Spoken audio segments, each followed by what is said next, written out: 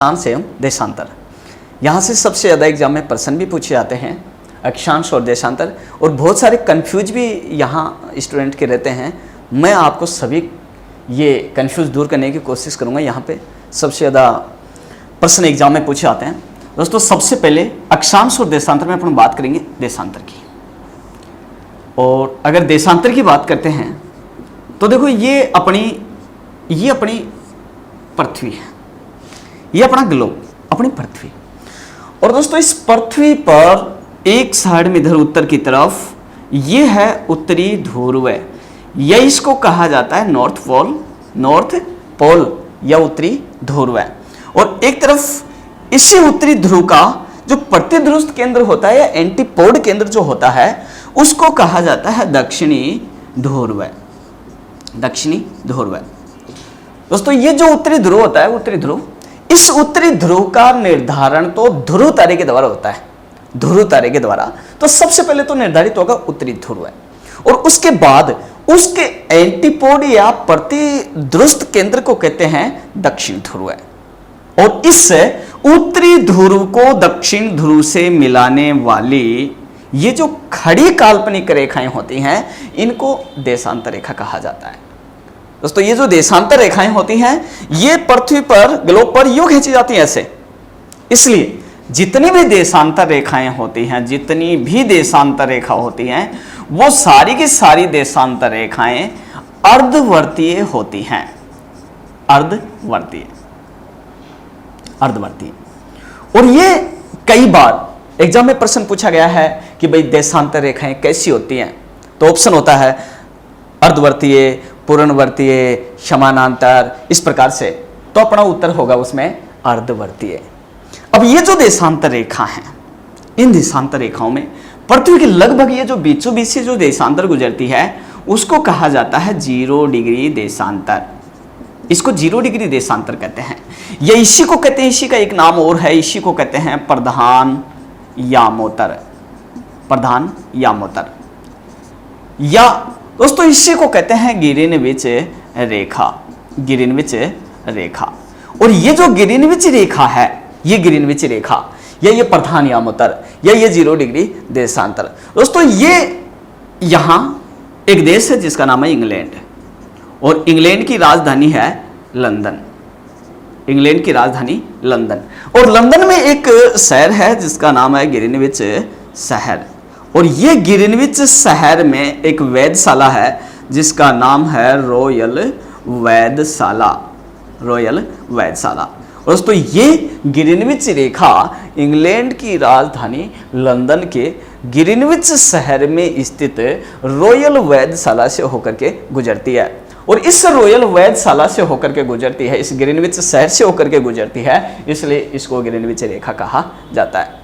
अब ये जो ग्रीनविच रेखा है, इस ग्रीनविच रेखा से इधर वाला ये जो पार्ट है इधर, इसको कहा जाएगा पूर्वी गोलार्ध।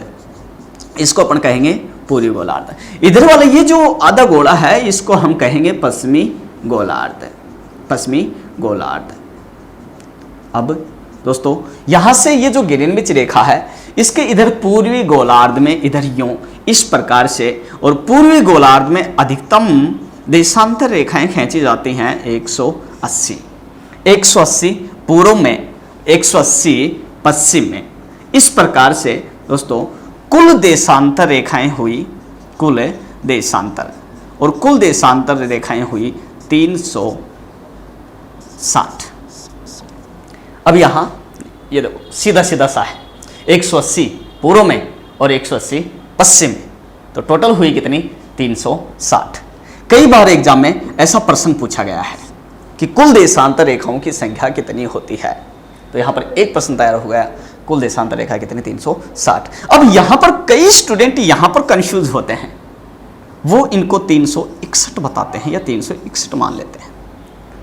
इस प्रकार से मान लेते हैं वो 361 कि बोला 180 इधर 180 इधर और 0 डिग्री देशांतर, एक ये 361। नहीं दोस्तों ये 360 ही होती हैं। इसमें क्या होता है कि ये जो 180 वाली जो है, 180 वाली जो देशांतर होती है ये कॉमन होती है, इसलिए एक साइड में 180 तो दूसरी साइड में 179 और एक ये 0 वाली, इस प्रकार से टोटल 360 ही होती हैं। तो यहाँ अपना उत्तर 360 ही होगा, 361 नहीं होगा। अब ये जो देशांतर रेखाएं होती हैं ये इस प्रकार से यूं खींची जाती हैं, उत्तर को दक्षिण से मिलाते हुए। तो ये जो देशांतर रेखाएं होती हैं, यहाँ इन दो देशांतर रेखाओं के बीच के भाग को कहते हैं गोर।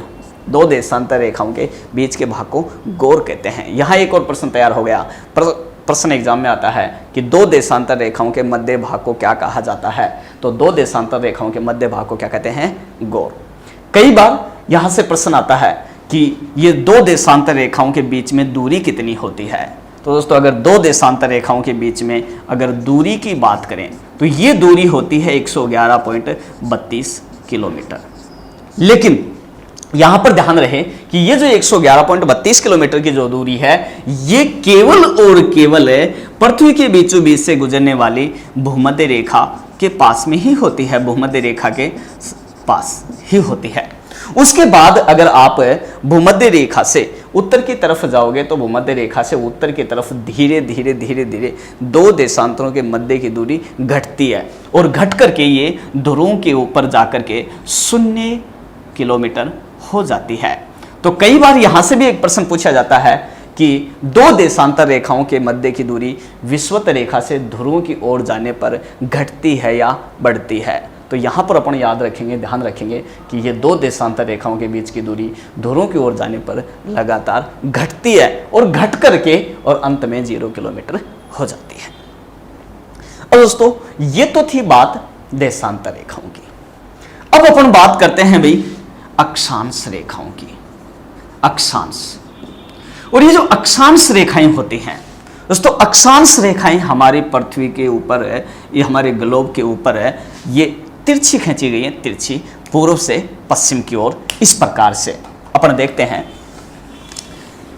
ऐसे, ये जैसे ये अपना ग्लोब, अपनी पृथ्वी यो, और इस पृथ्वी पर पूर्व से पश्चिम की ओर ये कुछ काल्पनिक रेखाएं मानी गई हैं, कुछ काल्पनिक रेखाएं मानी गई हैं जिनको कहा जाता है अक्षांश। और पृथ्वी के बीचों बीच मानी गई ये रेखा कहलाती है 0 डिग्री अक्षांश, या इसी 0 डिग्री अक्षांश को कहते हैं भूमध्य रेखा, या इसी रेखा को कहते हैं विषुवत रेखा, विषुवत रेखा।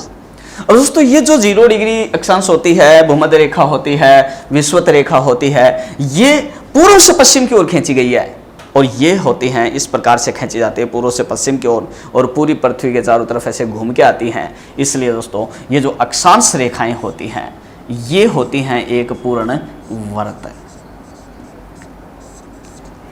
अब देखो देशांतर रेखाएं अर्धवर्तीय होती हैं जबकि अक्षांश रेखाएं पूर्णवर्तीय होती हैं। कई बार एग्जाम में प्रश्न पूछा जाता है कि अक्षांश रेखाएं कैसी होती हैं या अक्षांश रेखाएं होती हैं, तो उसमें ऑप्शन होते हैं अर्धवर्तीय, पूर्णवर्तीय, समानांतर। तो अपना उत्तर होगा पूर्णवर्त। दोस्तों ये जो अक्षांश रेखाएं हैं इसके 0 डिग्री अक्षांश रेखा के इस ऊपर वाले पार्टीशन पार्ट को इसको कहा जाता है उत्तरी गोलार्ध, उत्तरी गोलार्ध। और इधर वाला ये जो पार्ट है इसको कहा जाता है दक्षिणी गोलार्ध, ये दक्षिणी गोलार्ध आधा भाग।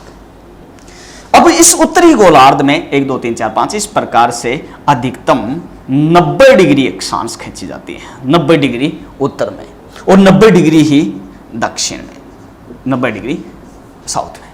और इस प्रकार से 90 डिग्री नॉर्थ एवं 90 डिग्री साउथ। दोस्तों इस प्रकार से पूरी पृथ्वी या पूरे ग्लोब पर कुल अक्षांश रेखा मानी गई है, कुल अक्षांश रेखा होती हैं भाई ये 90 उत्तर में, 90 दक्षिण में। यहां पर आप ये बीच वाली जोड़ सकते हो और इस प्रकार से ये हो जाती है 181। अब इसमें देखो, इसमें थोड़ा सा डिफरेंट होता है। देशांतर रेखाओं में तो 180 वाली कॉमन होती है, लेकिन इसमें 90 उत्तर में ये 90 वाली एकदम पूर्ण स्वतंत्र रेखा होती है, 90 और 90 दक्षिण में, और फिर एक 0 वाली को भी अपन जोड़ देते हैं। इस प्रकार से 90 90 180 और एक ये 181 होती है।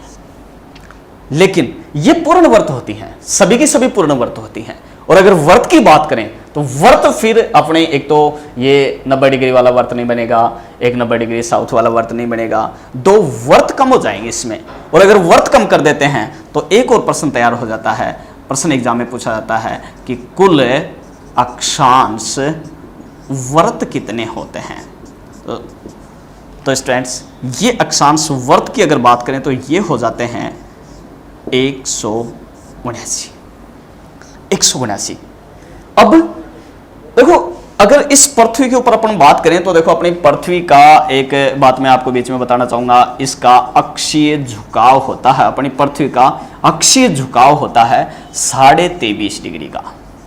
कितने डिग्री का? 23.5 का। एक इसका कक्षीय झुकाव होता है, कक्षीय झुकाव, और ये कक्षीय झुकाव इसका होता है 66.5 डिग्री का।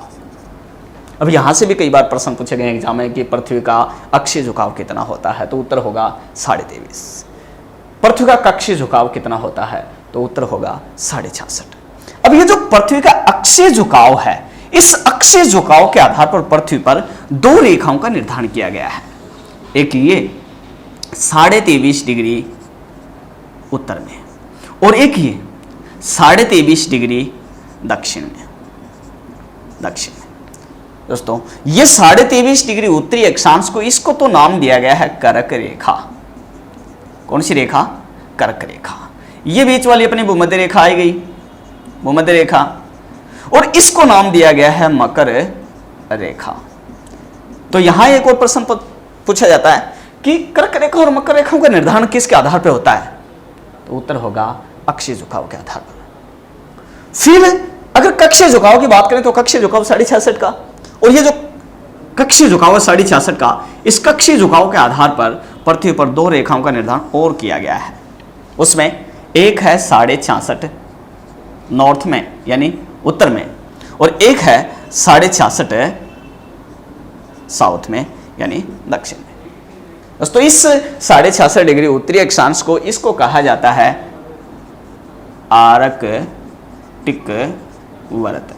इसको कहते हैं आर्कटिक वर्त, जबकि जो दक्षिण वाला है इसको कहा जाता है अंटार्कटिक वर्त। इसको कहते हैं अंटार्कटिक वर्त।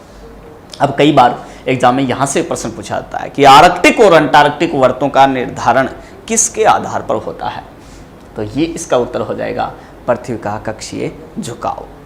अब ये जो पृथ्वी का कक्षीय झुकाव, उसके आधार पर आर्कटिक अंटार्कटिक वर्त का, और पृथ्वी का जो अक्षीय झुकाव उसके आधार पर कर्क रेखा और मकर रेखा का निर्धारण होता है। अब ये जो अक्षांश जो रेखाएं होती हैं दोस्तों, इन अक्षांश रेखाओं के बीच की भी अगर दूरी की अगर अपन बात करें, दो अक्षांश रेखाओं के बीच की अगर दूरी की अगर हम बात करें तो इनके बीच की दूरी 111 किलोमीटर ही होती है, 111 किलोमीटर। लेकिन यहां पर थोड़ा सा उल्टा सिस्टम होगा।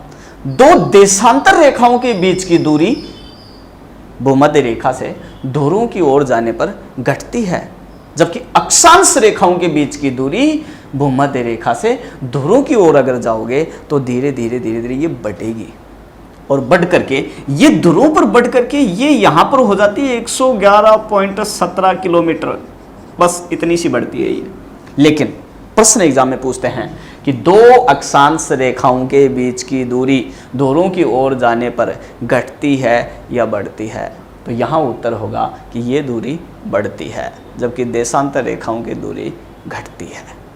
अब ये जो दो अक्षांश रेखाएं होती हैं, इन दो अक्षांश रेखाओं के मध्य भाग को कहते हैं जोन, या इनको कहते हैं कटिबंध। जोन या कटिबंध कहा जाता है।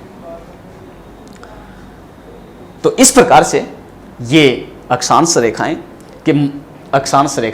और इन अक्षांश रेखाओं के मध्य दूरी 111 किलोमीटर, और ये दूरी दोनों की तरफ जाने पर बढ़ती है और बढ़ करके हो जाती है 11.17 किलोमीटर। दो अक्षांश रेखाओं के बीच के भाग को कहते हैं जोन। अक्षांश रेखाएं होती हैं पूर्णवर्तीय, उत्तरी 23.5 डिग्री उत्तरी अक्षांश को कर्क रेखा, 23.5 डिग्री दक्षिण को मकर रेखा, 66.5 उत्तर को आर्कटिक वर्त, 66.5 दक्षिण को अंटार्कटिक वर्त, 90 डिग्री उत्तर को उत्तरी ध्रुव, 90 डिग्री दक्षिण को दक्षिण ध्रुव, कुल अक्षांश रेखा 181, कुल अक्षांश वर्त 179 एग्जाम में, काफ़ी एग्जाम में ऐसे प्रश्न पूछे गए हैं।